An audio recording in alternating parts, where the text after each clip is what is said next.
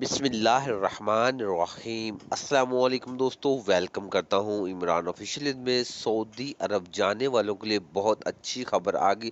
Saudi हुकूमत की तरफ से तमाम परेशानियां ख़त्म करने का ऐलान हो गया।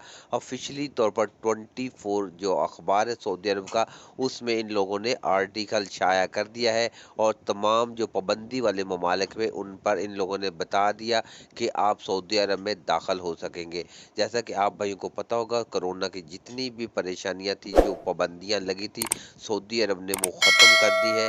तो उसके तहत अब फ़्लाइट ऑपरेशन भी मुकम्मल तौर पर बहाल करने जा रहे हैं और सऊदी में बहुत सी कंपनियों को दोबारा वीज़े भी अप्लाई कर दिए हैं कि आप दूसरे ममालिक से नए वर्क वीज़े वालों को भी मंगवा सकते हैं।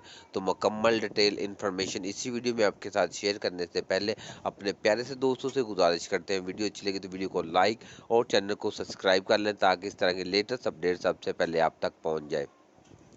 तो 24 अखबार में इन लोगों ने ये लिखा है कि जैसा कि तमाम एयरलाइन पर पाबंदी ख़त्म हो चुकी है और अब सऊदी अरब वो तमाम लोग आ सकते हैं जो दूसरे ममालिक में पाबंदी के लिहाज से बैठे हुए थे और उनको आने की इजाज़त नहीं थी। तो अब वो उनको इजाज़त मिल चुकी है।